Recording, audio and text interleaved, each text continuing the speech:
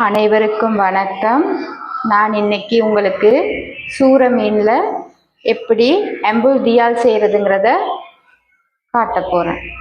தேவையான பொருட்கள்: சூர மீன் 500 கிராம், கொடம்புளியை நல்லா அவிச்சிட்டு மிக்சியில் அரைச்சி வச்சுருக்கேன்.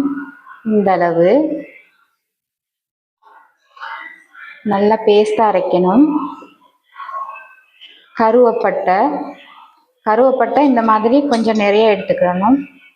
கறிவேப்பிலை இந்த மாதிரி எடுத்துக்கணும். உப்பு தேவையான அளவு, மிளகுத்தூள். செய்கிறது எப்படிங்கிறத பார்க்கலாம். கொடம்புளியில் உப்புத்தூள்,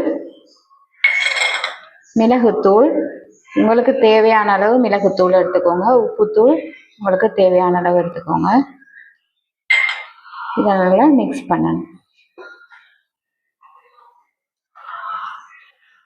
நாங்கள் இதை டிஷ்ஷில் போட்டுடலாம். இந்த மாதிரி எல்லா ஃபிஷ்க்கும் படுற மாதிரி இதை நல்லா ஊசி விடணும். உப்பு அளவாக போட்டுக்கோங்க, இல்லைன்னா கூடி போனால் உப்பு இதுக்கு சேர்க்க முடியாது. இந்த மாதிரி நல்லா பூசி விடுங்க.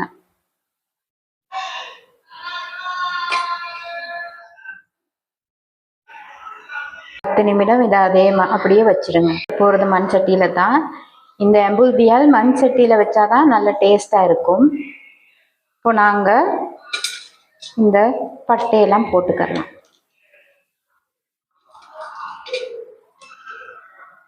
இந்த மாதிரி வைங்க, ஏன்னா இது இப்படி வைக்கிறது அடி பிடிக்காம இருக்கிறதுக்கு. மீன் எல்லாத்தையும் சரியா அடுக்கி விடணும். இதுக்கு லேசா தண்ணி விடுவோம். லேசா விடணும். நான் 1 மந்த்துக்கு மாதிரி வச்சு சாப்பிடக்கூடிய மாதிரி தான் சொல்லி காட்டுறேன்.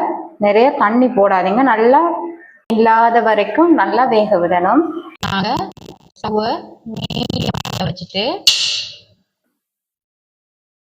மீடியம் அளவில் வச்சுட்டு இதை மூடி போட்டு மூடிடணும்.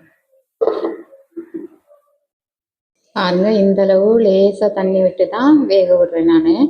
இதுக்கு கரண்டி போடாதீங்க, இந்த மாதிரி எடுத்து இப்படி செஞ்சுட்டு தான் வேக விடணும்.